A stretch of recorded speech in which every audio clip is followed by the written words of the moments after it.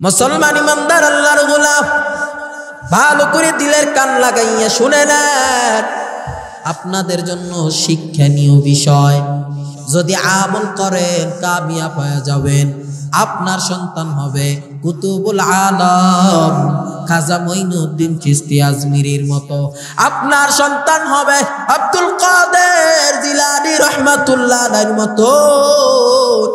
আপনার সন্তান দাবি সম্পদ হয়ে যাবে। আর যদি সন্তানের ভালো শিক্ষায় শিক্ষিত না করো, তোমার মতো বেয়াদব সন্তান পৃথিবীতে আর একটা হতে পারে না। এই সন্তান জন্ম দিয়ে লাভ কি?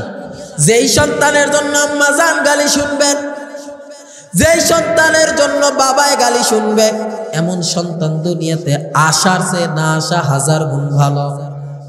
ও মুসলমান ইমানদার আল্লাহর গোলাম, ও পর্দার অন্তরালের আম্মা জানেরা, আপনাদের পায়ে ধরে ধরে বলি, আজকের এই মাহফিল আছে, কাল থাকবে এমন কোনো গ্যারান্টি পাওয়া যায় না।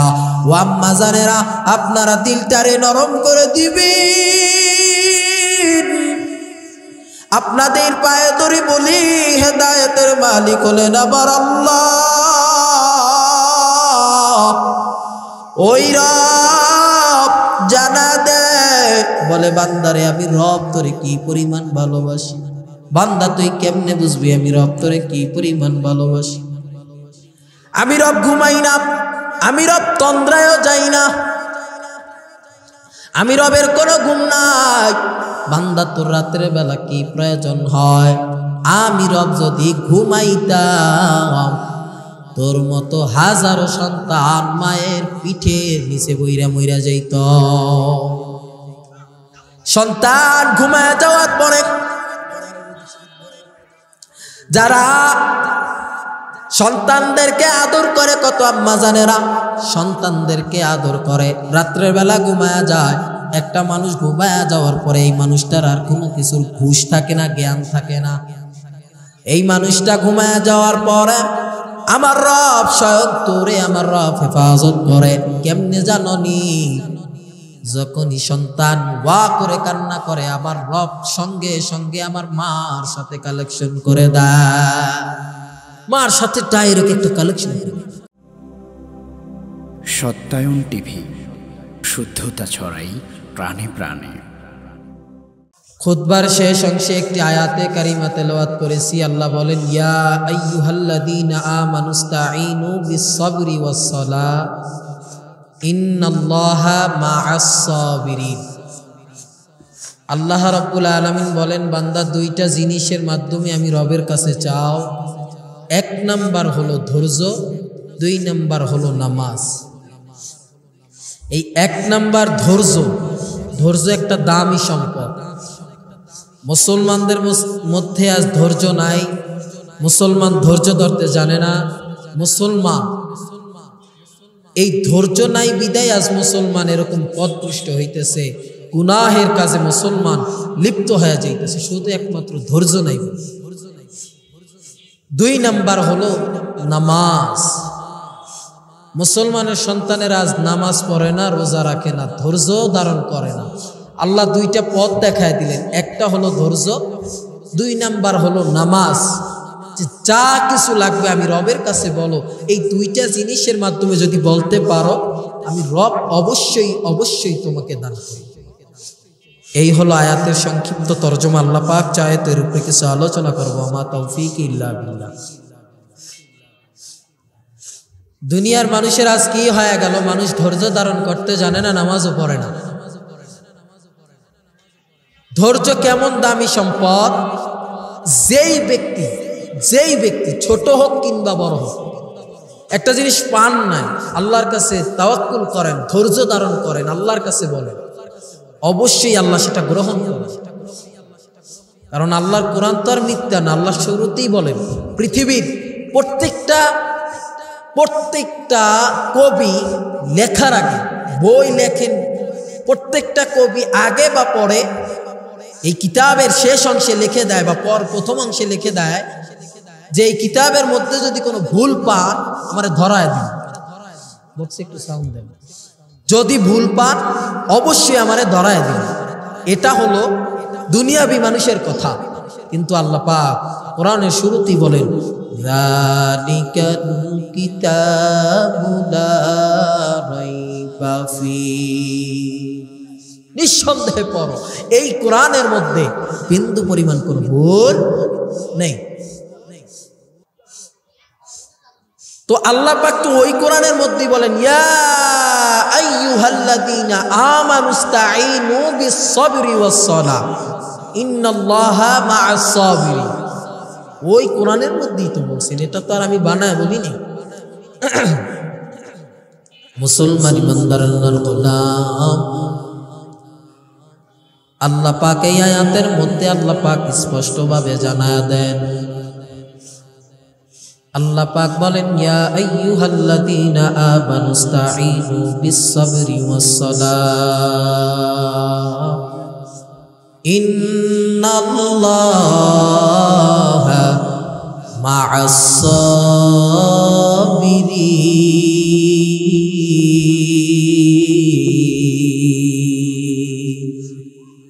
এই কালামে জিন্দা কুরআন হাকিম হিকমতে উলা ইয়াজালাসতু কাদিম।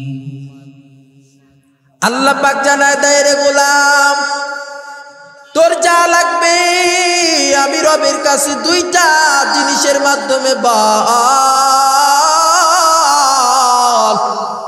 বান্দা তুই দুইটা জিনিসের মাধ্যমে যদি আমি রবের কাছে বলতে পারো বান্দা, তোর চাইতে দেরি হবে, আমি রবের দিতে দেরি হবে না। আল্লাহ পাক জানায় দেয় রে গোলাম, তুই কি জানো দুইটা পথ আমি রব দেখা দিলাম। এক নাম্বার হলো ধৈর্য, দুই নাম্বার হলো নামাজ।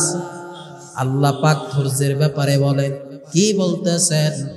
আল্লাহ পাক ধৈর্যের ব্যাপারে জানায় দেন, বলে যে এই বান্দারা ধৈর্য ধারণ করে করে দুনিয়ার মধ্যে চলাফেরা করবে, আল্লাহ পাক তাদের ব্যাপারে বলেন ইন্নামা ইউওয়াফাস সাবিরুনা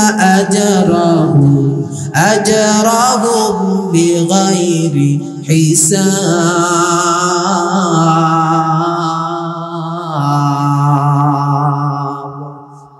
আল্লাহ পাক কয় রে গোলাম, যেই বান্দারা দুইটা জিনিস ধৈর্য ধারণ করে করে চালাবে, যারা দুনিয়ার মধ্যে ধৈর্য ধারণ করে করে দুনিয়ার মধ্যে চলাফেরা করবে, আল্লাহ পাক তাদের ব্যাপারে জানা দেন। আল্লাহ পাক তাদের ব্যাপারে কি জানায়? আল্লাহ পাক বলে ওই সমস্ত বান্দাদের ব্যাপারে আল্লাহ পাক জানা দেন, বলে যারা ধৈর্য ধারণ করে করে চলাফেরা করবে, কাল কিয়ামতের ময়দানে ওই বান্দাকে আল্লাহ পাক বিনা হিসাবে আল্লাহর জান্নাত দিয়ে দিবি। ও মুসলমান ইমানদার আল্লাহর গোলাম, দুই নাম্বার হলো নামাজ। আজ মুসলমানের কি হইল? মুসলমানের সন্তানেরা নামাজ পড়ে না, মসজিদের সামনে কানে হেডফোন লাগায় মসজিদের সামনে দিয়ে হেঁটে যায়। কি হয়ে গেল? মুসলমানের সন্তানেরা নামাজ পড়তে চায় না। ওরে তোমরা কি দেখো না রে যুবক, নামাজের মধ্যে আল্লাহ পাক কি পরিমাণ মজা রাখছেন। যারা আশেক তারা ছাড়া কেউ বুঝবে না, যারা রবের খাঁটি আশেক একমাত্র তাদের ছাড়া, তারা ছাড়া দুনিয়ার কেউ এটা বুঝবে না। নামাজের মধ্যে কি মজা, দুনিয়ার মানুষের সাথে রবের সাথে এটা হলো একটা ডাইরেক্ট কালেকশন। কেমনে ডাইরেক্ট কালেকশন? এই বান্দারা শোন, এটা কিরকম ডাইরেক্ট কালেকশন? বলে রবের সামনে বান্দা দাঁড়ায় কথা বলতে পারে, এটা আমাদের নিজের চর্মকানে না শুনতে পাইলেও আমার রব বান্দার প্রত্যেকটা কথার জবাব দেয়। শুধু তাই না রে মানুষ, ও যুবক ভালো করে শুনে নেন, দুইটা জিনিসের কথা বললাম। এক নাম্বার হলো ধৈর্য, দুই নাম্বার হলো নামাজ। ধৈর্য ধারণ করে করে রবের কাছে বলবেন, রব ফিরাইয়া দিবে না। যদি বান্দা ধৈর্য ধারণ করে করে রবের কাছে বলতে পারো আমার রব তোরে ফিরে দিবে না, নামাজের মাধ্যমে যদি চাইতে পারো বান্দা আবার রব তোরে ফিরাইয়া দিবে না। ও মুসলমান ইমানদার আল্লাহর গোলাম, আজকের এই মাহফিল হলো খাজা মঈনুদ্দিন চিশতি আজমিরি রহমাতুল্লাহ আলাইহির স্মরণে। ছোট্ট একটা ঘটনা বলে আমি সংক্ষিপ্তের দিকে চলে যাব। খাজা মঈনুদ্দিন কত বড় একজন কুতুবুল আলম, কত বড় কলিয়ে কাবের। এ যুবক খাজা মঈনুদ্দিন চিশতি আজমিরি রহমাতুল্লাহ আলাইহি, তিনি সেই মদিনাতুল মুনাওয়ারা থেকে সোজা ভারতের জমিনে চলে আসলেন। ভারতের জমিনে আসার পরে খাজা মঈনুদ্দিন চিশতি আজমিরি রহমাতুল্লাহ আলাইহি দ্বীনের দাওয়াত দেওয়া আরম্ভ করলেন। দ্বীনের দাওয়াত দেওয়ার পর কিছুদিন দ্বীনের দাওয়াত দেওয়ার পরে ওই ভারতের জমিনে প্রায় 92 লক্ষ, প্রায় 52 লক্ষ, কোথাও বলা হয় 90 লক্ষ বিধর্মী কালেমা পড়ে মুসলমান হয়ে গেছে। শুধু কি তাই রে মানুষ, খাজা মঈনুদ্দিন খুশিতে বাড়িতে চলে গেলেন আর বলেন, ও আম্মাজান আজকে আমি এতটাই খুশি, এতটাই খুশি। কিরে সন্তান কি হয়ে গেল, তুই আজ কেন এত খুশি? খাজা মঈনুদ্দিন চিশতি ডাক দিয়া কয়, ও আম্মাজান শুনো, আমি এতটাই খুশি কেন জানো? আমি এতটাই খুশি এই কারণে, আমি এতটাই খুশি এই কারণে যে খাজা মঈনুদ্দিন বলেন, আমি এই কারণে খুশি মা, আমার হাতে প্রায় 90 লক্ষ বিধর্মী কালেমা পড়ে মুসলমান হয়েছে, এই জন্য আমি এত খুশি। আম্মাজান ডেকে বলে, রে মঈনুদ্দিন, রে মঈনুদ্দিন, এটা তোর বাহাদুরি না, এটা হলো আমি মায়ের বাহাদুরি। মঈনুদ্দিন অবাক হয়ে বলে, ও আম্মাজান কিভাবে সম্ভব? দ্বীনের দাওয়াত দিলাম আমি, আপনি যে বলেন যে এটা আপনার বাহাদুরি, কেমনে সম্ভব? তখন আম্মাজান ডেকে বলেন, ও মঈনুদ্দিন শুনো, তুই যখন আমি মায়ের গর্ভে আইছো তখন আমি রবের সেজদায় পড়ে চোখের পানি ছেড়ে দিয়ে কাঁদছি আর কইছি, ও মালিক এমন একটা সন্তান দাও আমারে, তুমি এমন একটা সন্তান দাও যেই সন্তানটা হবে যুগশিষ্ট আউলিয়ে কামেল। এমন একটা সন্তান তুমি আমারে দিবা যেই সন্তানটা হবে কুতুবুল আলম। এমন একটা সন্তান তুমি আমারে দান করবা। শুধু তাই না, তুই যখন দুনিয়ার ভিতরে আসছো, তুই যখন দুনিয়ার আলো বাতাস ভোগ করো, আমি মা একটা দিনও আমি মা তোর মুখে বিনা উজুতে 1 ফোঁটা দুধ আমি মা তোর মুখে দেই না। একটা দিনও আমি মা বিনা উজুতে তোর মুখে 1 ফোঁটা দুধ দেই না। ও আম্মা জানে না আপনারাও তো মা, কেন আপনার সন্তানের এই হালাত? আমাগো দেশে একজন কবি কইছে, যদি সুন্দর সমাজ পেতে চাও তাহলে তোমরা আমারে সুন্দর একটা মা দান দাও, একটা আদর্শওয়ালা মা দাও, আমি আদর্শওয়ালা একটা সন্তান সমাজ দিব। মুসলমান ইমানদার আল্লাহর গোলাম, ভালো করে দিলের কান লাগাইয়া শুনে নেন, আপনাদের জন্য শিক্ষণীয় বিষয়। যদি আমল করেন কামিয়াব হয়ে যাবেন। আপনার সন্তান হবে কুতুবুল আলম খাজা মঈনুদ্দিন চিশতি আজমিরির মতো, আপনার সন্তান হবে আব্দুল কাদের জিলানী রাহমাতুল্লাহ আলাইহির মতো, আপনার সন্তান দাবি সম্পদ হয়ে যাবে। আর যদি সন্তানের ভালো শিক্ষায় শিক্ষিত না করো, তোমার মতো বেয়াদব সন্তান পৃথিবীতে আর একটা হতে পারে না। এই সন্তান জন্ম দিয়ে লাভ কি? যেই সন্তানের জন্য আম্মা জান গালি শুনবেন, যেই সন্তানের জন্য বাবায় গালি শুনবে, এমন সন্তান দুনিয়াতে আসার চেয়ে না আসা হাজার গুণ ভালো। ও মুসলমান ইমানদার আল্লাহর গোলাম, ও পর্দার অন্তরালের আম্মা জানেরা, আপনাদের পায়ে ধরে ধরে বলি, আজকের এই মাহফিল আছে, কাল থাকবে এমন কোনো গ্যারান্টি পাওয়া যায় না। ও আম্মা জানেরা, আপনারা দিলটারে নরম করে দিবেন। আপনাদের পায়ে ধরে বলি, হেদায়েতের মালিক হলেন আবার আল্লাহ। ওই রব জানা দে, বলে বান্দারে আমি রব তোরে কি পরিমাণ ভালোবাসি। বান্দা তুই কেমনে বুঝবি আমি রব তোরে কি পরিমাণ ভালোবাসি? আমি রব ঘুমাই না, আমি রব তন্দ্রায়ও যাই না,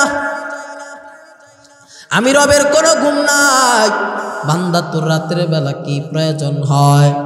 আমি রব যদি ঘুমাইতাম, তোর মতো হাজারো সন্তান মায়ের পিঠের নিচে বইরা মইরা যাইত।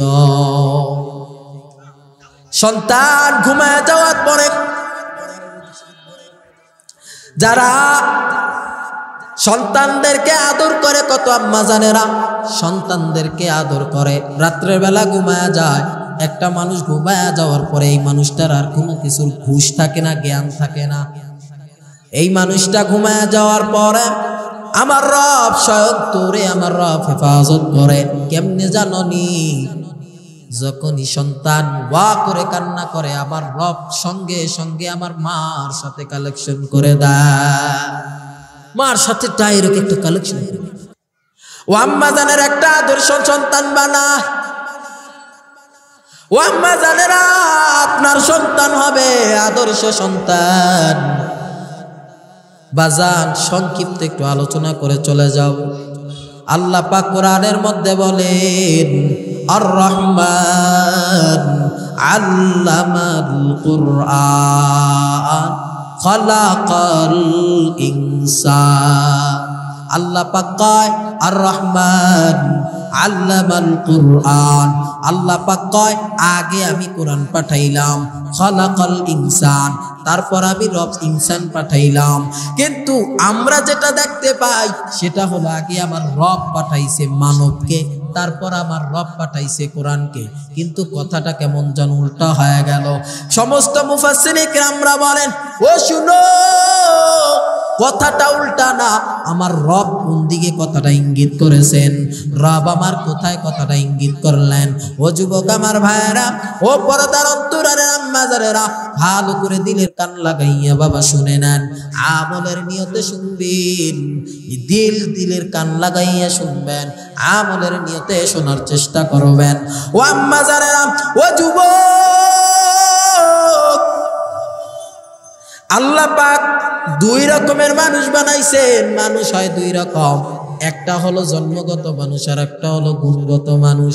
গুণগত মানুষের বড় দাম, জন্মগত মানুষের কোনো দাম নাই। এই যে বাতিটা চলে, এই বাতিটার দাম আছে, কারণ এই বাতিটা গুণ আছে। কেমন গুণ? বলে এই বাতিটা আলো দেয়। এই বাতিটা যদি আলো না দেয়, এটার কোনো গুণ নাই। এই মাইকটার গুণ হলো আওয়াজ ছড়ায়া দেওয়া। এই মাইকটার যদি গুণ না থাকে, এটা দিয়ে আমি কথা বলবো, এই কথা যদি দূরে না ছড়াইয়া দেয়, এটার কোনো গুণ নাই, এটার কোনো গুণ নাই। অতএব এটার কোনো দাম নাই, লাথি মেরে ফেলায়া দাও। অতএব প্রত্যেকটা মানুষ দুই রকম হয়, একটা হলো গুণগত মানুষ আর একটা হলো জন্মগত মানুষ। জন্মগত মানুষের কোনো দাম নাই, গুণগত মানুষের বড় দাম। দেখো নিজের হিসাব মিলাও, তুমি কি গুণগত মানুষ হতে পেরেছ নাকি জন্মগত মানুষ হয়েই রয়েছে? জন্মগত মানুষের বিন্দু পরিমাণও কোনো দাম না, জন্মগত মানুষের কোনো দাম না, গুণগত মানুষের কোনো দাম। যদি নিজেকে গুণগত বানাইতে চাও হে মুমিন, যদি নিজেকে গুণগত বানাইতে চাও, এক নাম্বার যেটা লাগবে, তোমার ভিতরে কোরআনের জ্ঞান লাগবে। এখন আপনি বলবেন, হুজুর আপনি কি মাদ্রাসায় পড়তে বলেন? না না, আমি মাদ্রাসার দালালি করতে আসি নাই। তোমার মতো ইঞ্জিনিয়ার আমার দরকার, তোমার মতো প্রফেসর আমার দরকার, তোমার মতো উকিলও আমার দরকার, তোমার মতো ম্যাজিস্ট্রেটও আমার দরকার, তবে হ্যাঁ, যদি কোরআনের সাথে সম্পর্ক লাগায় চলতে পারো। কত ছাত্র ভাইরা আছে, আমি কিন্তু এই এলাকার সন্তান, এই যে বড় মসজিদে আমি মাঝে মাঝে যখন নামাজ পড়তে ঢুকি আমার কলিজাটা ভরে যায়, কারণ আমি অনেক স্কুলের ছাত্র ভাইদেরকে দেখি নামাজ পড়ে। কেন রে যুবক, তুই কেন পারো না? তুই নামাজে কেন আসো না? তুই কেন নামাজ পড়ো না রে যুবক? তুই কেন নামাজে যাও না? তোর চেয়ে অল্প অল্প বয়সের মানুষেরাও নামাজে যায়। এটাই তো বললাম, গুণগত মানুষ হওয়া লাগবে। গুণ ছাড়া মানুষের কোনো দাম নাই।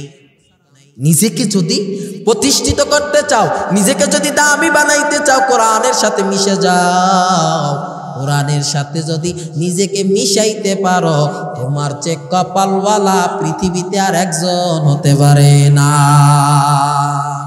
ই কালাম জিন্দা কুরআন হাকিম, হিকমতে লা ইয়াজাদাস্তু কাদিম, জামিউল ইলম ফিল কুরআন হাকিম, ফাকাসরাত আনহু আফহামুর রিজালি, বাহা কুরআন কালামুল্লাহ বশুনু কদিমাস্তি কদিমাস্তি নইনো। জোরে জোরে বলেন, কোরআনের দাম আছে না? না, কোরআনের বড় দাম। ছোট্ট বাচ্চারা শিখায় দেওয়া লাগে না। যেই রেহালটার উপরে আমরা কোরআন রাখি, এই কাঠ দিয়েই কিন্তু চকি বানানো হয়, খাট বানানো হয়। পা দিয়া পাড়াই গায়ে বাজে না, কিন্তু রেহাল যদি একবার ভুলবশত পায়েও লেগে যায়, সালাম করতে করতে দিন যায়। কে? কোরআনের সাথে এটা কি আছে? সম্পর্ক আছে। 2 নাম্বার, আমরা কত জামা গায়ে পরি, কত জামা গায়ে লাগে, পায়ে লাগে, গায়ে লাগে না, কিন্তু কোরআনের সাথে যেই গেলাফটার সংঘর্ষ আছে, কোরআনের সাথে যেই গেলাফটার স্পর্শ আছে, ওই গেলাফটা যদি পায়ে লেগে যায়, আমরা সালাম করতে করতে দিশাহারা। কারণ কি? কারণ এটা কোরআনের সাথে কি আছে? সম্পর্ক আছে। মুসলমান ইমানদার আল্লাহর গোলাম, কোরআনের সাথে সম্পর্ক লাগাও হে মুমিন। কোরআনের সাথে যদি তোমার সম্পর্ক হয়, কোরআনের সাথে নিজেকে মিলাইয়া দাও। কোরআনের সাথে মিলাইবা, এবার কেমনে মিলাইবা? এই ছোট্ট একটা ঘটনা বলে আমি শেষ করে দিব। এই যুবক আল্লাহর বান্দারা, গুলিস্তান নামে একটা কিতাব আছে। এই কিতাবটার লেখক হলো আল্লামা শেখ সাদি রহমাতুল্লাহ আলাইহি। আল্লামা শেখ সাদি রহমাতুল্লাহ আলাইহি তিনি একদিন গোসলখানার মধ্যে ঢুকলেন। ঢোকার পরে ঢুকিয়া দেখে মিশকে আম্বরের ঘ্রাণ পাওয়া যায়। কি ব্যাপার? এত সুন্দর ঘ্রাণ কোথার থেকে আসতেছে? কোথার থেকে? পাগল পর হয়ে গেছে, এত সুন্দর ঘ্রাণটা কোথার থেকে আসতেছে? মুসলমান ইমানদার আল্লাহর গোলাম, তিনি খুঁজতে লাগলেন এত সুন্দর ঘ্রাণটা কোথার থেকে আসতেছে। খুঁজতে খুঁজতে ছায়া দেখে একটা মাটির চাকা দেখা যায়।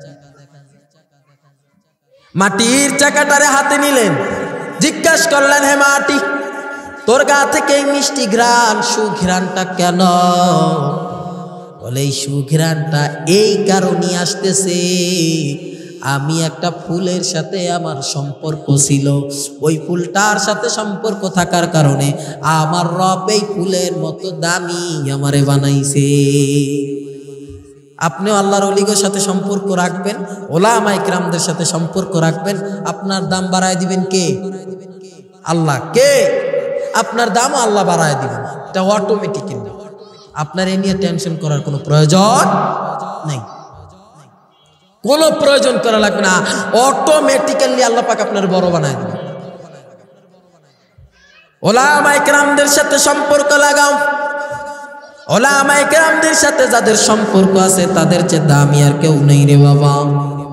ওলামা ইকরামদের সাথে যাদের সম্পর্ক পাওয়া যায়, ওলামা ইকরামদের সাথে যারা মিশে আছে, তারাও কিন্তু দেখবেন সোহবত এমন একটা জিনিস, আপনি চোরের সাথে 1 সপ্তাহ থাকবেন, আপনিও চোর হয়ে যাইবেন।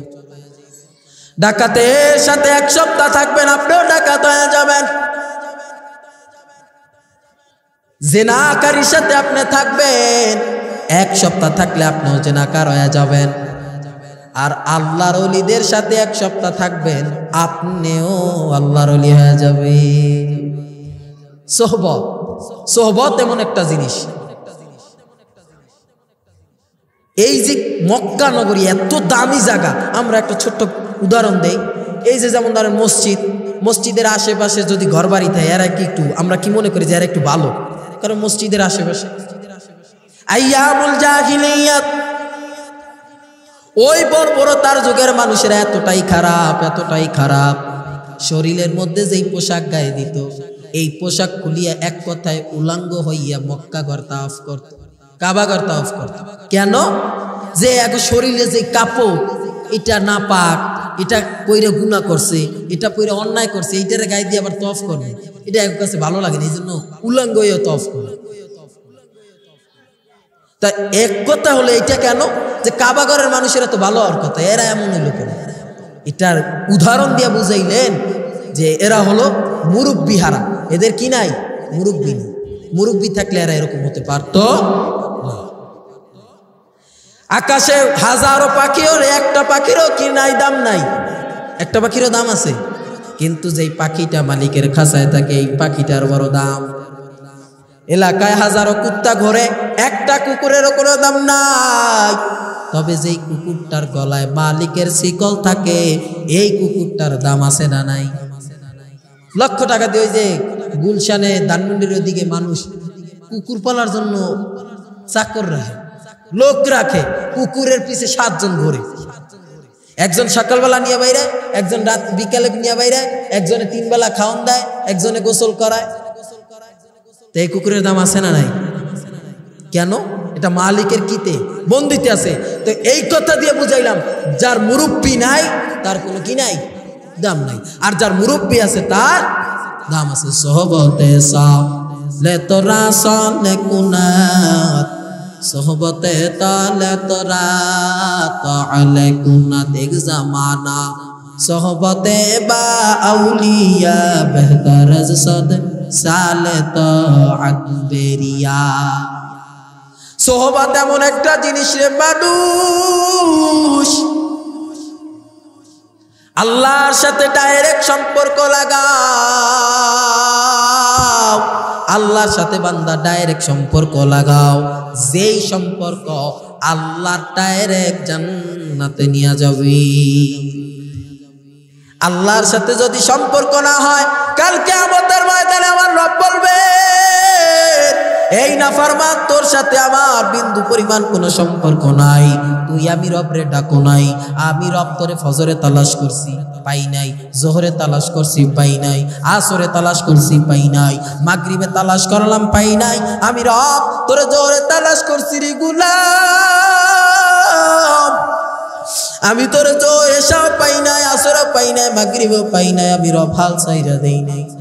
আমি রব প্রথম আসমানে আইসা বান্দারে ডাকতে থাকি, ফাতাহাজ্জাত বিহি নাফিলাতাল লাক, আয় গোলাম আয়, গোলাম তোর কি লাগবে আমি রবের কাছে বল। হে গোলাম তোর কি লাগবে বল, আমি রব প্রথম আসমানে তোরে ডাকতেছি। আমার রবের এতটাই মায়া, এতটাই দয়া, এতটাই মায়া, এতটাই দয়া রে বাবা, রবরে ডাক দাও না, আমার রবরে একটা আল্লাহ কইয়া ডাক দাও। আমার রব কলিজাটা ঠান্ডা হয়ে যায়, আমার রব খুশি হইয়া ওই বান্দারে আল্লাহ পাক জীবনের সব গুণ আল্লাহ পাক নিজ গুণে ক্ষমা করে দেয়। আল্লাহরে যখন বান্দা আল্লাহ কইয়া ডাক দেয়, এতটাই মজা পায় আল্লাহ, এতটাই মজা পায়। আল্লাহ কয় ওই বান্দার জীবনের সব গুনাহ আমি রব মাফ করে দেই। কি সুন্দর কথা! আল্লাহ কি করেন? সব গুনাহ মাফ করে দেয়। ও মুসলমান ইমানদার আল্লাহর গোলাম, ও পর্দার অন্তরারের আম্মা জানের, আপনাদের পায়ে হাত দিয়ে বলে, দুনিয়াতে আপনারা যা কিছু করেন, দুনিয়াতে অন্তপক্ষে বেপরদায় চলিয়েন না, আবার রবের হুকুম অমান্য করিয়েন না। কাল কিয়ামতের ময়দানে যখন আল্লাহ পাক নবীরে বলবে, ও পয়গম্বর আপনার উম্মতদেরকে জান্নাতে নিয়ে যান। তবে নিয়ে যাওয়ার আগে আপনার উম্মতদেরকে যাচাই বাছাই করে নিয়ে যান। কেমনে নিয়ে যাবে? নবীর হাতে উম্মতের আমলনামা তুলে দিবে। দেখেন আপনার উম্মতের কি হালাত। নবী আমলনামা দেখে চোখের পানি ছেড়ে দিয়া কাঁদবি। নবী আমার ডেকে বলবেন, আরে উম্মতেরা রে, 63টা বছরের মধ্যে আমি নবী ঠিক মতো খানাও খাই না। আমি নবী কান্না জড়িত জীবন কাটাইছি। আমি নবী কাইন্দা কাইন্দা জীবন কাটাইছি। এরে উম্মতেরা, এ কি হালাত! জোহরের খবর নাই, আসরেরও খবর নাই, মাগরিবেরও খবর নাই, কি করলি? নবী আমার আশ্চর্য হয়ে নবী আমার চোখের পানি ছেড়ে কাঁদবেন। এখন একটু দিলটারে নরম করে দিবেন। ও পরদার অন্তরের আম্মা জানেরা, আপনাদের পায়ে ধরে বলি, ও আম্মা জানেরা, দিলটারে নরম করে দিবেন। আমি আপনাদেরকে একটা সুন্দর একটা নবীর ঘটনা বলে শেষ করে দিতেছি। নবী আমার উম্মতের মায়া, নবী আমার দূর পারে যাইয়া কাঁদেন। নবীর এমন কান্না দেখে ওই মাঠের বকরিরাও পর্যন্ত 3 দিন ঘাসে মুখ লাগায় না। নবীর কান্না দেখে ওই ঘাসের মধ্যে 3 দিন যাবত বকরিতেও খায় না। হযরতে আবু বকর, হযরতে ওমর, হযরতে আলী খুঁজতেছেন পাগল পারা হইয়া, কোথায় গেলেন নবী আমার, কোথায় গেলেন নবী আমার? নবীরে খুঁজতে খুঁজতে কোথায় চলে গেলেন? নবীরে খুঁজতেছেন, নবীরে সারা জায়গায় খুঁজে, নবীরে পায় না। আল্লাহ আপনি সবাইকে সঠিক বুঝদান করে দেন। সকলে বলেন আমিন।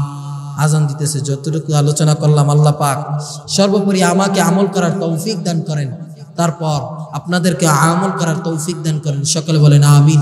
ওয়া আখিরু দাওয়ানা আনিল হামদুলিল্লাহ।